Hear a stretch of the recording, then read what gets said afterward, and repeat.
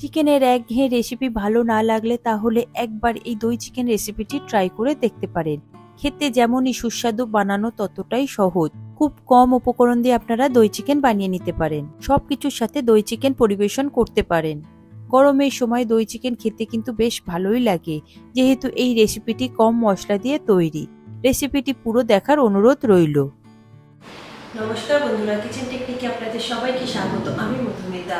আজ নিয়ে এসেছি একটা দারুণ স্বাদের রেসিপি। চলুন দেখে নেওয়া যাক। আজকের রেসিপি দই চিকেন। দই চিকেনের জন্য আমি নিয়েছি এখানে 500 গ্রাম চিকেন।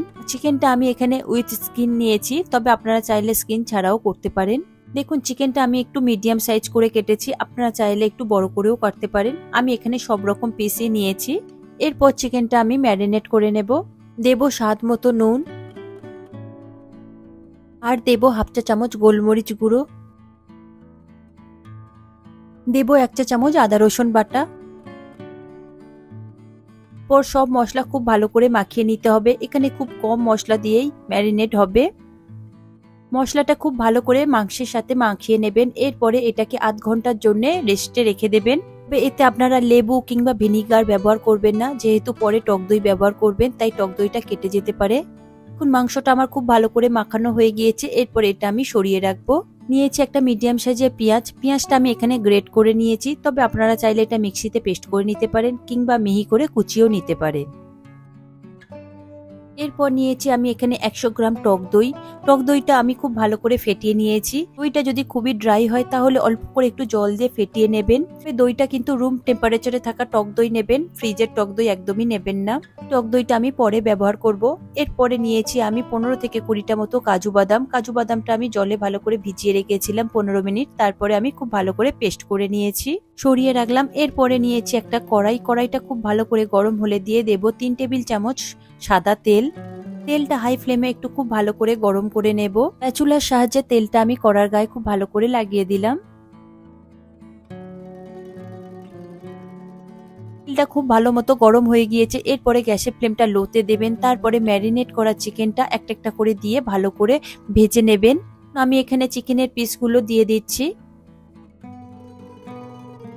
দেখুন, একটা সাইড আমার ভাজা হয়ে গিয়েছে। আমি চিকেনটা খুব ভালো করে আমি একটু লাল লাল করে ভেজে নেব। আপনারা চিকেনটা যখন ভাজবেন গ্যাসের ফ্লেমটা লোতে দিয়ে ভাজবেন, আর চিকেনটা একটু চারিদিকটা ভালো করে লাল করে ভেজে নেবেন। করে চিকেনের যে একটা গন্ধ থাকে সেটাও চলে যাবে, আর চিকেনটা ভেজে নিলে খুব ভালো একটা টেস্ট আসে রান্নাতে।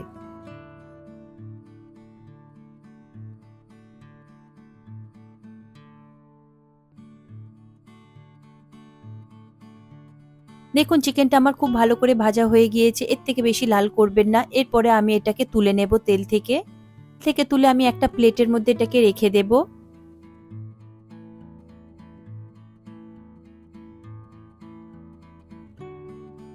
চিকেনগুলো আমার ভাজা হয়ে গিয়েছে। এরপরে বাকি চিকেনগুলো একই রকম ভাবে আমি ভেজে নেব।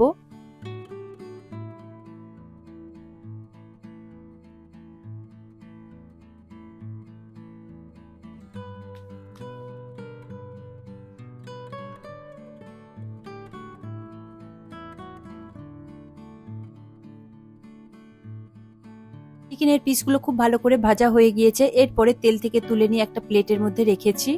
এরপর ওই তেলের মধ্যে আমি দিয়ে দেব গোটা গরম মশলা ফোড়ন, 2টো এলাচ, দারচিনি আর কয়েকটা লবঙ্গ। দিয়ে দেবো 1 টুকরো জয়িত্রী, আর দিয়ে দেবো হাফ চা চামচ গোটা গোলমরিচ। ফ্লেমটা লোতে দিয়ে কয়েক সেকেন্ড একটু ভেজে নেব। সুন্দর একটা ফ্লেভার বের হলে দিয়ে দেব বেটে রাখা পেঁয়াজ।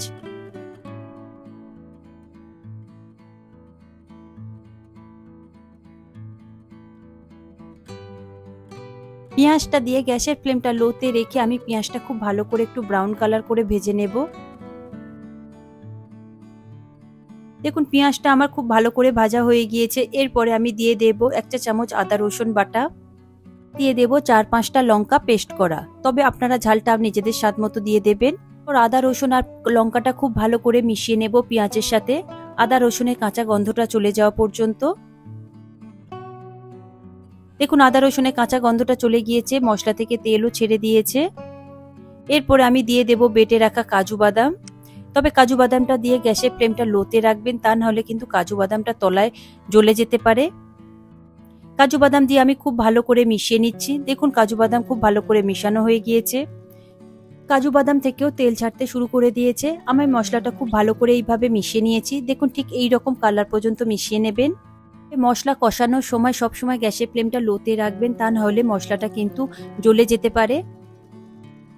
এরপর দিয়ে দেব হাফ চা চামচ ধনে গুঁড়ো, দিয়ে দেব খুব সামান্য হলুদের গুঁড়ো, তবে আপনারা চাইলে নাও দিতে পারেন। এরপরে মশলাটা খুব ভালো করে একটু মিশিয়ে নেব।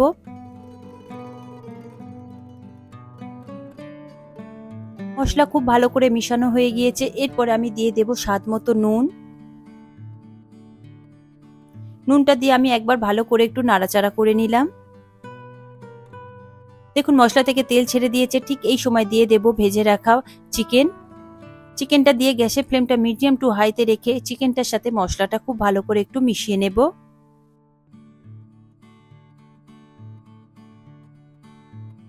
চিকেনটা খুব সাবধানে মিশাবেন যাতে কড়ার নিচে না লেগে যায়। দেখুন চিকেনটা আমি খুব ভালো করে মিশিয়ে নিচ্ছি।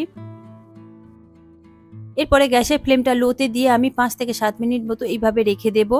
দেখুন চিকেন থেকে তেল আর জল কিভাবে ছাড়তে শুরু করে দিয়েছে। এরপরে দিয়ে দেব ভেজে রাখা জিরের গুঁড়ো হাফ চা চামচ জিরের গুঁড়ো দিয়ে আমি খুব ভালো করে আরো একবার মিশিয়ে নিচ্ছি। এরপর দিয়ে দেব ফেটিয়ে রাখা টক দই। তবে টক দই দেওয়ার সময় গ্যাসের ফ্লেমটা আপনারা অবশ্যই লোতে দেবেন কিংবা বন্ধ করে দিতে পারেন। আমি গ্যাসের ফ্লেমটা বন্ধ করে দিয়েছি। সেই ফ্লেমটা বন্ধ করে দিয়ে আমি দইটা খুব ভালোভাবে চিকেনের সাথে একটু মিশিয়ে নেব। তবে গ্যাসের ফ্লেমটা যদি হাইতে থাকে তাহলে কিন্তু টক দইটা সঙ্গে সঙ্গে কেটে যাবে, এতে করে রান্নাটা একদমই ভালো হবে না। দেখুন টক দইয়ের সাথে চিকেনটা আমার খুব ভালো করে মিশিয়ে নেব।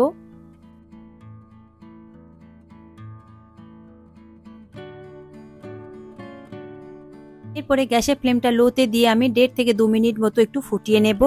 এর বাটিতে অল্প করে একটু জল দিয়ে আমি ওই জলটা দিয়ে দিলাম। যেহেতু এটা সেমি গ্রেভি হবে, খুব একটা বেশি জলের প্রয়োজন নেই। আর চিকেন থেকে অলরেডি অনেকটা পরিমাণে জল উঠে গিয়েছে, আর চিকেনটা অলরেডি 50% মতো ভেজে সিদ্ধ করা রয়েছে। সে ফ্লেমটা লোতে রেখে আমি 7 থেকে 8 মিনিটের জন্য ঢাকা দিয়ে সিদ্ধ হতে দেব। মিনিট পরে ঢাকা খুলে দেখছি, দেখুন গ্রেভিটা আমার খুব সুন্দর এসে গিয়েছে, কালারটাও সুন্দর এসেছে, আর চিকেনটা আমার খুব ভালোভাবে সিদ্ধ হয়ে গিয়েছে। আমি একটু ভালো করে মিশিয়ে নিলাম। এরপরে দিয়ে দেব হাফ চা চামচ মতো চিনিটা আপনারা অবশ্যই দেবেন যেহেতু এখানে টক দই রয়েছে। আর দিয়ে দেব হাফ চা চামচ গরম মশলা গুঁড়ো, আর দিয়ে দেব সামান্য একটু চিলি ফ্লেক্স যদি আপনাদের কাছে না থাকে নাও দিতে পারেন, এটা অপশনাল। আপনাদের কাছে যদি শুকনো লঙ্কা থাকে, শুকনো লঙ্কাটা একটু শুকনো খোলায় ভেজে নিয়ে তারপর একটু গুঁড়ো করে ছড়িয়ে দিতে পারেন ওপর থেকে। পরে দিয়ে দেব অল্প করে একটু ধনেপাতা কুচি দিয়ে দেখুন রেডি হয়ে গিয়েছে আমার দই চিকেন। আমি এটা পরিবেশন করছি একটা প্লেটের মধ্যে। ওই চিকেনটা আপনারা রুমালি রুটি, পরোটা, নান কিংবা পোলাওর সাথে ভীষণই ভালো লাগে। আপনারা এইভাবে একবার ট্রাই করে দেখবেন, ভীষণই ভালো লাগবে আপনাদের। আমি আপনাদের রিকোয়েস্ট করবো আপনারা এইভাবে একবার দই চিকেন বানিয়ে দেখুন। এর স্বাদটা সত্যি অসম্ভব সুন্দর হয়েছে আর আপনাদের ভীষণই ভালো লাগবে।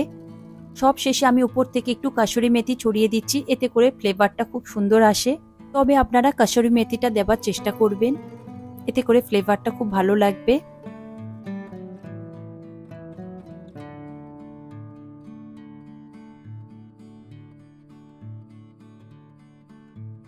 এই রেসিপিটি আপনাদের কেমন লাগলো কমেন্টে অবশ্যই জানাবেন। আর যদি ভালো লেগে থাকে তাহলে লাইক শেয়ার করবার অনুরোধ রইল। সাথে এই রকম সব নিত্য নতুন রেসিপি পাওয়ার জন্য কিচেন টেকনিককে সাবস্ক্রাইব করে রাখবেন। আজ তাহলে এই পর্যন্ত, আবারও দেখা হবে অন্য কোনো রেসিপির সাথে। সবাই ভালো থাকবেন, সুস্থ থাকবেন, আর ভিডিওটি পুরো দেখার জন্য অসংখ্য ধন্যবাদ।